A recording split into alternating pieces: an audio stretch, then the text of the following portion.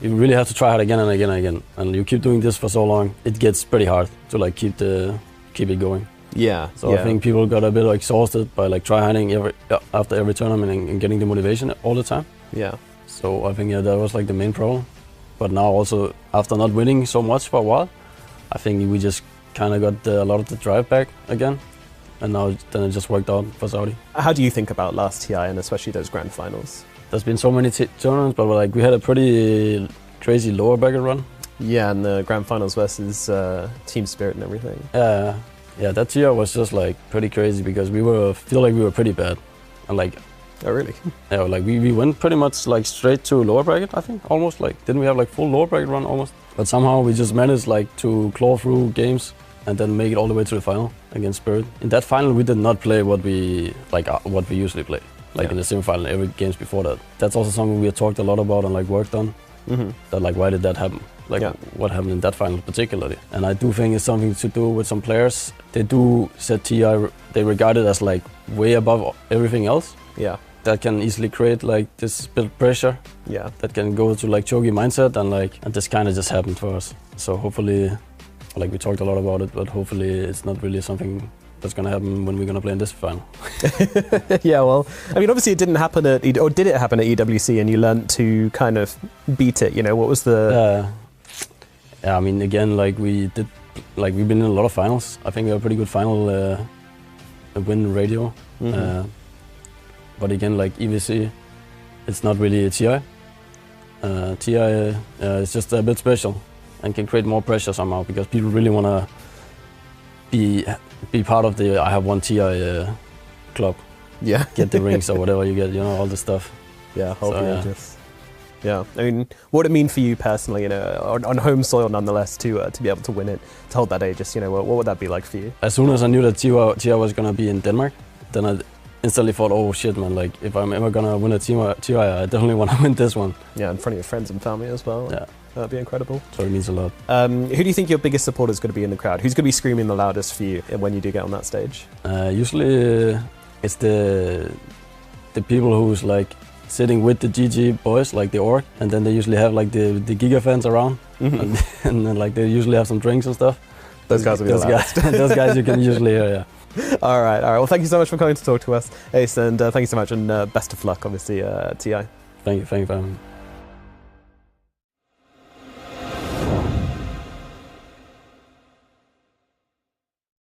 Hello, I am here with Saika, or a player you may have formerly known as Nightfall, has now changed his name to Saika. First of all, I've got to ask, what does the new name mean? Why did you change it? I mean, kind of predicted people gonna ask this question. And I mean, just kind of got tired of last name. And if you translate from Japanese, it's something like sadness, but it also refers to some of Naruto, like best, from my opinion, like soundtracks. So you guys, I'd say, BetBoom are kind of thought of as this EEU sort of super team. You've had some great results. Do you guys feel like a sort of super team, like a super group? Or do you think like, we're not there yet, we can still do better? I'd not say we think of ourselves as a super team. Like a lot of people was saying it, I'd say back then, like 2 years ago, when we had like Pure in our team and I was playing free and it was kind of really like, you know, like dream team. Dota is a team game. It's like you need to have not only like good individual players, but also you need to be a great team to win. Speaking of that, you guys have had a little bit of rebuild here and there, like obviously swapping positions a bit for yourself and like you said, Pure leaving the team. So when you've got a team that changes like that, how big a difference does it make? Like, is it like going back to square one, or is it's not too difficult? I mean, I'd say changing a player is kind of big difference because every player has his identical like way of how he view game and how he view his position and how he want to play. And for changing position, it's I'd say less, but it kind of gave us good boost. So you finished sort of in the 5th, 6th slot last year. How are you going to improve on that and go further? What have you done to really sort of say, hey, we need to actually go even further than 5th, 6th, we need to get further in? What kind of preparation have you done for that mentally? We're basically learning and growing with each year. If you're a good player and a good team, you're gonna learn something as an individual and as a team, like some new concepts. You have to believe it's gonna lead you to victory. Fantastic. Well, I wish you all the best in the tournament. Thank you for taking the time to talk to us. Saika. Thank you for having me.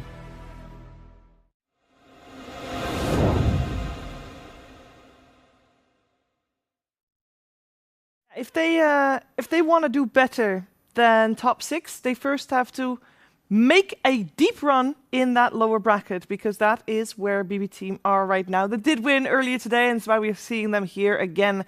We are going to watch their match up against Nouns. Will be a best-of-3 elimination on the line once again, and we're at the half point of the day, and that means we changed our panel up. That means you're seeing me. I'm Shiva. I'll take you through the rest of the day together with my wonderful panel. I'm joined by Tigov, Effie, and Lacoste. Lacoste, we talked a little bit about it yesterday, but eliminations is really where the Dota starts getting more intense, and it just gets that extra little bit. Yeah, it's the extra spice, but it's also kind of extra sadness seeing the teams, it's the big dreams throughout the year, playing Dota, and your dreams being crushed here, which is always tough. Been on the receiving end in my career decades ago, always. But yeah, I know the feeling. It does kind of suck, but it's also what you're going to learn for the next, enjoy Dota, of course, and also what you're going to learn from some of these defeats. Yeah, this is what you're going to learn. Like I didn't learn a lot. We have to talk about what BB Team has learned, because we heard Saika or Nightfall just talk about their year and how they're going to try to breach top 6. And Tigov, that has been a little bit of a struggle throughout I would say, years. Yes. If we look back, 2023, when BB picked up the main core of the roster, they had Pure. Across the entire year, they just finished, 4th to 8th, maybe even in the bottom 50%. Like, they struggled immensely. Sure, they got, 1 second, 1 third. And then 2024 season, they pick up Miro. You can see the shift has kind of moved them from the bottom 50% of a team up into the top 50%, picking up seconds, picking up thirds. But still, to this day, they're yet to get a tournament win. As a team that is, the MMR that they have, the prestige that they bring from Eastern Europe, it's been 2 years now that the core roster of 4 players has not found, success. And they are the highest MMR, Effie. They're supposed to do better. I mean, they're a team people expect a lot out of because they're just so individually skilled. But, I mean, Dota has shown us time and time again there is something that is beyond reach of MMR. When players play together, there's cohesion, there's synergy. And credit to BB Team, they have found a lot more cohesion and synergy this year with the addition of Miro, as the graph, Tigov showed us, pointed out. But even with that, it feels like they're always one step short of greatness. And there were so many tournaments this year. I can think of Birmingham in particular, where I watched them and I thought, this really could be the one where they finally get a first place finish. And they look so good up until a point where they don't, right? And they just fall short. I've said that so many times. Yeah. This is it. This is the tournament. the time. They look good. In most of the tournaments, these guys, they look pretty damn good. It's just something that is missing, some kind of a magic. They're still not out, And I was wondering what this BB acronym stands for. It's the bottom bracket team. They need to make this miraculous run through bottom bracket or lower bracket. And so far, so good. Today, they had a great showing. Or buyback team. No Lack of buyback team. Yeah, almost didn't go the way they wanted to there, but in the end they do earn their spot to go up against Team Nouns. Now, they have done this before, both teams coming from the same group. And if we're talking about how BB Team has been lacking the magic in some of the matches we've seen, they opened their series. The first series they played in the Road to the International was against Nouns, and that magic, Lacoste, seemed very much there. It was insane. Like, this first game, that's why I didn't believe in Nouns after seeing that first series, because they got stumped. They got 1 kill. This is the least amount of kills here at the Road to International. I mean, how much can you have? You can have 0 or maybe equal to 1, which is pretty difficult to top. But overall, this is the series that also shows that Nouns, they need to be able to adapt. We've seen the importance of adaptation when they were playing yesterday. They were unable to adapt. Their most successful hero is Protector. They're 4 out of 4. This is the strat that they've been running, and I think that Nouns got figured out. Now the question is, will they prioritize the Stream Protector in the first phase? Because that's, at this point, the only place they're going to get their hands on it. We're in the draft, game number 1 of this best of 3 elimination. Nouns will be Radiant, second pick. BB Team has already first picked their Enchantress. In terms of bans, not really something that is instantly standing out to me. Effie, maybe you have different ideas about that? No, this all looks pretty familiar. The Sand King and Doom get taken out. They seem to be by far Gunner's most high impact offlane heroes. Mirana, Yuma popped off on it yesterday, and this hero has just proven itself to be such a nuisance. And Nyx comes out as a counter to Enchantress.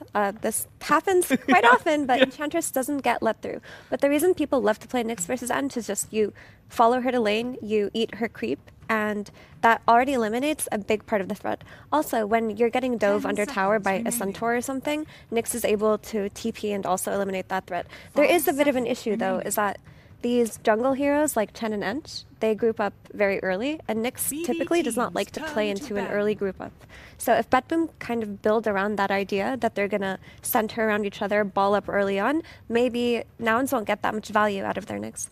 And they do like to do that. BB Team does like to ball up early and play fast when they get the chance. I'm not sure if they do. I feel like they win their lane. That's how they won against Team Liquid 2 days ago. They smashed them in 18 to 20 minutes. Yeah, I feel like Definitely draft dependent. Go ahead. Sure. Yeah, I was going to say, like, I feel like BB, they, some games they have that philosophy of, win lanes, crush their opponent, and then other times they want to sit back. But I think they are one of the few teams in the tournament that when they think they've won the game, they seem to kind of like ease off just a little bit compared to other teams, which allows for opportunity for comebacks. Like, and all the tournaments we've seen them play at, how many times has like BB lost a game because like they've built up an advantage, they've kind of got this like confidence that they've already won the game, and then like one pick off or two here, and then suddenly it swings back around. So that's where like a Nyx Assassin for Nouns, even if the game gets difficult, there will be opportunities based on BB's history that maybe the X factor of the Dagon pickoff could help them recover what could be a difficult early game. And it seems like BB, they've done the research. Luna, Entrant, Protector gone. Nouns, they did win 3 out of 3 games, and they paired this up in the safe lane. This has to be one of the strongest, if not the strongest, safe lane that there is out there. We've seen quite a lot of, Miranas, quite a lot of Wind Rangers paired up, but I feel, this one, it feels really good. Mirana doesn't have that much win rate anyway. What I would like to see maybe from BB team here is Lion +1. I think Save showed that he can play extremely good Lion. It also gives them something against this Monkey King in the lanes where you can stop him. They also have the spell mechanic, some early rotations from the Enchantress who can gank the lane. And also against Nyx Assassin having the instant Hex disable so that he can get Carapace off and kill him from 100 to 0. I think that'd be really nice. That's quite the early Monkey King, though. I guess the hero's value has gone up significantly this tournament, and when you pick this Monkey King, you also have the security of whichever offlane that you choose for yourself won't be countered by the Monkey King. And all of the traditional counters to melee offlaners like Ursa and Slark, they're not very good right now, whereas Monkey King still is and can be flexed to mid. I feel like Monkey King is becoming an equivalent of what Luna is in the draft, where you pick Luna and you don't feel that bad having it, right? Like from mid lane, you can play a lot of matchups. In carry, you can punish a lot of the melee offlaners that we see. So in regards to like draft strength, it doesn't really feel too punishing. So I can maybe see that logic, but also the speed in which you play, right? Like Nyx Assassin wants to find heroes and kills, therefore Monkey King, you get like Orb Corrosion plus like Deso or BKB. They're also chasing around the map looking for kills. One of the things we said yesterday when we watched Nouns, we said maybe their playbook consistent of mostly the Treant Protector +1 and maybe mostly Treant Protector plus Cat Lady, be that Luna or Mirana. It seems like with now their opening with the Nyx Assassin and the Monkey King, they are playing heroes that they haven't played yet this road to the International, so they are showing that they have prepared something else. Oh, that doesn't inspire confidence, T? He's giving me a bit of a difficult face there. Yeah, I look at BB's 3 heroes and I'm like, whoo, laning phase is absolutely like one-sided at the moment. Like Kotl plus Beastmaster, you got Illuminates going into lane, you got Wild Axes going into lane, you make stacks. Like Beastmaster, so far at like Road to International, we've seen games where he struggled to get items. This lane of Kotl Beastmaster it's a free pass for Beastmaster to get to his first item. You have stacks, you can eat, like, you're going to dominate the lane. It's quite a lot of Damaggio. You have extra chakram. But also, if, let's say, you get ganked, you have an extra hero in your lane, you can always fall back to stack. So looks really good, I would say. The question is, who do they want to pair up this Keeper of the Light with? In the previous series that they played, it was Storm Spirit GPK, having that Keeper of the Light, getting that extra mana. So you need to utilize a hero. I'm maybe thinking, Storm is always going to be good because limited lockdown on their side, unless you get caught by Nyx Assassin or some Bundle Strike into Nyx Stun. I was maybe thinking Void Spirit. We've seen Void Spirit popping off recently. And potentially any Spirit hero would work in the mix, but the Chen comes out from Nouns that we didn't talk about, and typically when Beastmaster used to be very popular and picked all the time, teams would have to ban Chen to protect the Beastmaster on lane, because a lot of the strength of this Beastmaster comes from his ability to play into Monkey King with his boars, which makes him one of the melee heroes who isn't too vulnerable to MK. But with Chen, who basically takes over his boars, that removes a lot of that lane threat and a lot of the kill potential of this Coddle plus Beast lane. So I think the Chen pick really protected Nouns' safe lane. And it's also a fly specialty hero. We haven't seen it in a while, but he is no stranger to Chen. Yeah. There's something about the Coddle part where Beastmaster, I think if you didn't have Keeper of Light, the counter feels good, but because you have Keeper of Light, like, you don't really care too much about boar anymore, because it is all about the spam, the magic spam, the push. So it's like it's kind of okay, but I'm skeptical it's going to be the biggest lane winner that we've seen in previous drafts.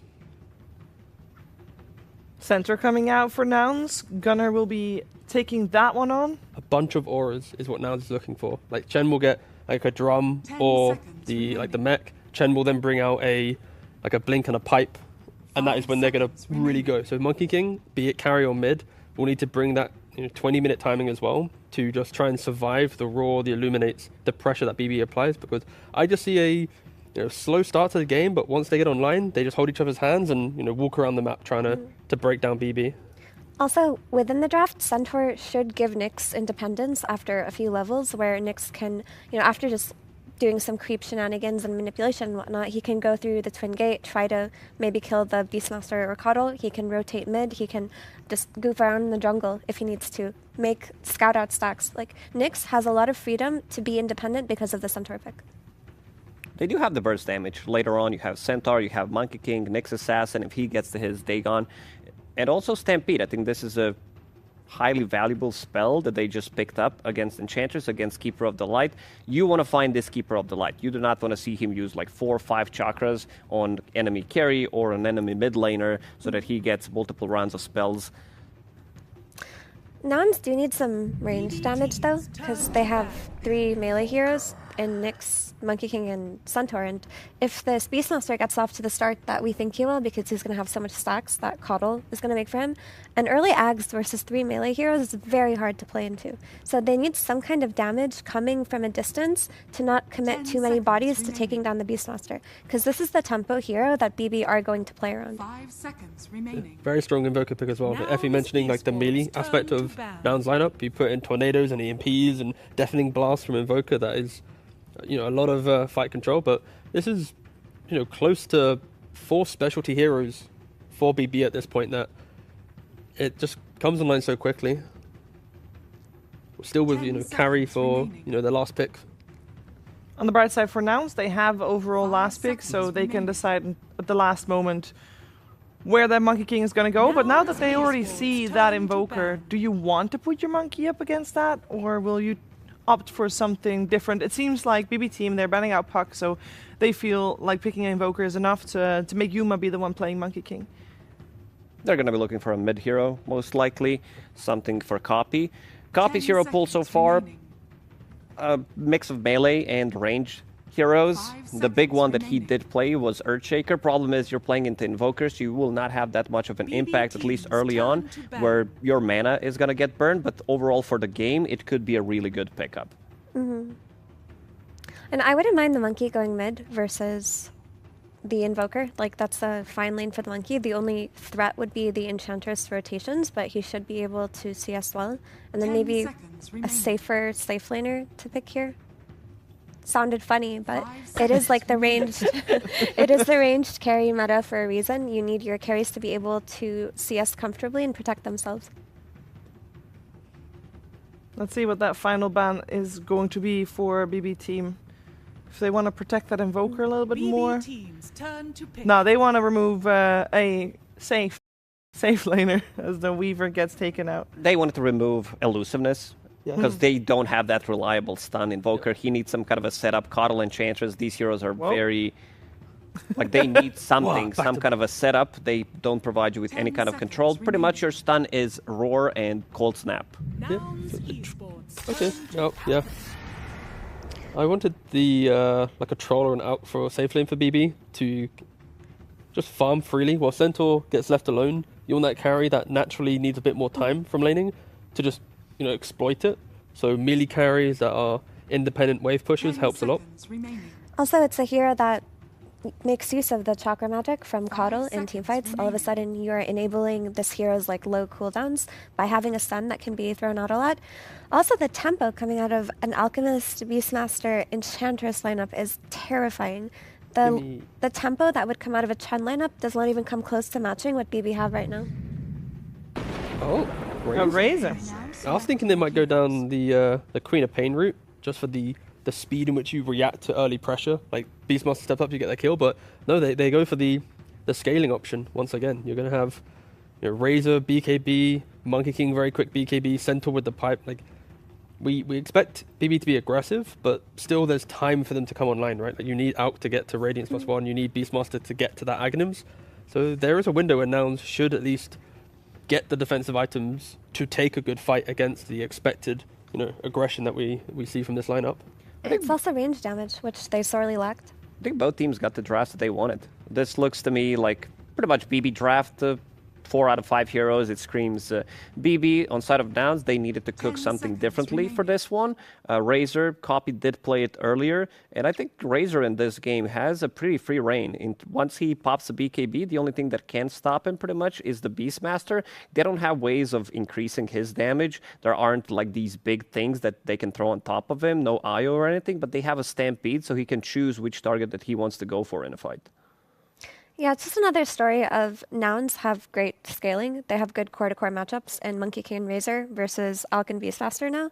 As long as they can get to a state where they have like 3 items and BKBs to play into BB, they can definitely take it.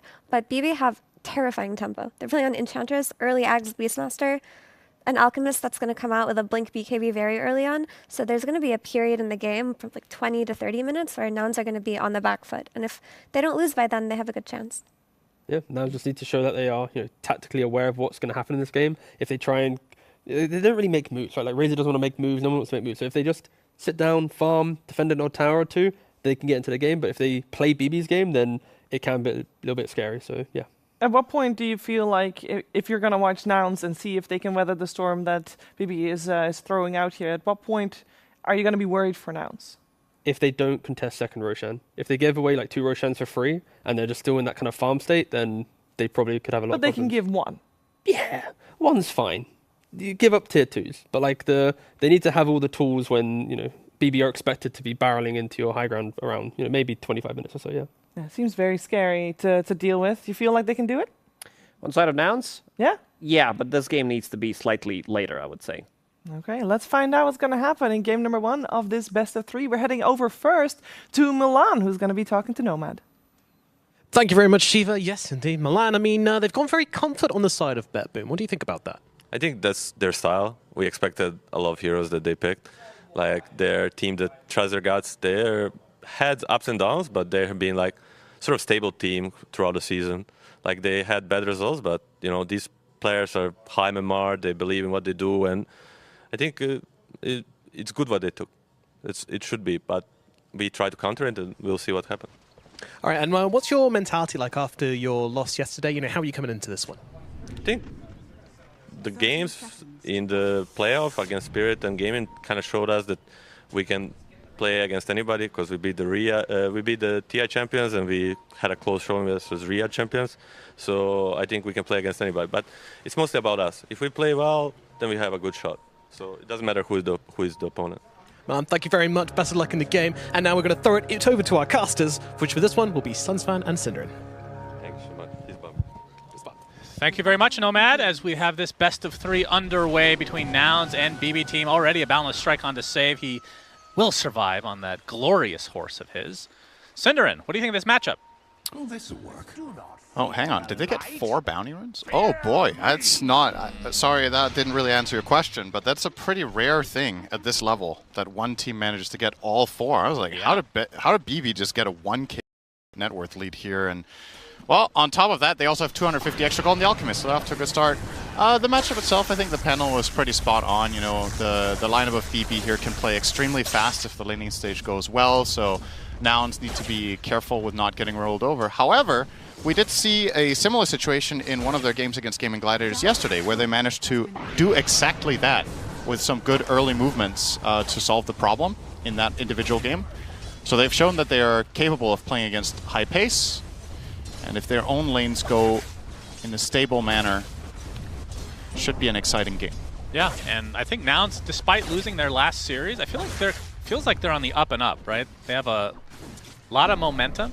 I think a lot of people were counting them out, and then BB Team on the other side, they're struggling with the same issues that have plagued them from time immemorial, Cinder, and even with Pure on the team. Apparently getting rid of him doesn't change anything. In fact, he's on Tundra and he's destroying right now. But it feels like they always come in with a lead, and you just never feel confident that they're going to bring it home, you know? It's just such a strange thing to happen over a 2-year period for the same team. Yeah, the thing is, if they ever figure that out, they will be the best in the world, probably. Yeah, probably. Legitimately. This is a team whose Achilles heel is, losing an important game and then spiraling. And the way they lose that important game will most often be from a very advantageous position where they just mess something up and drop the ball and then don't recover. That's definitely been a bit of a mentality problem, I would say, for them is the main thing for the better part of a year. But the good news for them is, in the last series, the one against Talon that they played earlier, they lost Game 2 after being really far ahead, and then they stomped them in Game 3. Yeah. So in that series, they showed that resilience, the ability to reset completely. You would think over time, throwing that many leads away, you kind of get used to it, and you build a resistance of sorts. Yeah, it does sound like an interesting scientific study. How might need to get some papers written on this. Yep, absolutely. A lot of damage being applied to BB Team here in this bot lane. Better be careful with that Monkey King. That is a hero that can absolutely take off. Oh, big damage save. Boundless strike onto save. He's going to pop the Fairy Fire, so we'll survive. So what we didn't talk about, they showed prior to the game during the draft, they showed that every single Chen so far in this tournament, I think, has started with the summon convert of the Satyr. And this game is no exception. So Chen, at his whim, can just summon a mana burning creep, effectively, and that is arguably in most cases the most lane-focused creep you can have. So obviously the reason why you take it, save. Yep. But blinding light, but eventually it does happen. Yeah. So what's the blind chance again on level? It's 40% on all levels. So okay. And the fact that he gets that kill without even Jingu as a skill on the hero, yeah, pretty interesting. I mean, that just goes to show how amazing Tree Dance is with this facet. It is. We already talked about it the other day, but unbelievably good, as we're going to see a concoction onto Gunnar with the acid spray and the blood grenade on top. He is taking a lot of damage, and that should finish him off. So he's a goner. Of tying the game 1-1. Very good joke, Cinderin. Fly will try to open up the small camp here. Interested in finding his way to some pulls. So as the panel was talking about, the Chen versus Beastmaster match was a classic counter pick, and it should give a very good start to Yuma. That kill on the Coddle, I think, was honestly unexpected, given the circumstances. You said there was no Jingu and Chen's creep was actually dead, but they just barely scraped by and got that. So that's the good news here for Nouns. Aside from that, mid lane is pretty much a wash between the Invoker and the Razor. I think that's the expected outcome on that one. And then, well, since Alchemist has started being able to just start with 250 extra gold and then got 4 bounty runes, I think Gunnar is not expected to win this lane. Yeah, I would say so. Right, accurate. But he's tied with Beast. So I guess from the side of Nouns so far, it's looking okay, and I think BB Team are very happy as well. Right, and we've been seeing this build on Centaur pretty much every game that I've seen, where they don't even bother with double edge until probably this next level here. Actually, maybe even not. it's typically the level 3 and Retaliate to be able to farm consistently, which means you're just not going to be getting kills in this lane. It's all about survivability and eventual farm.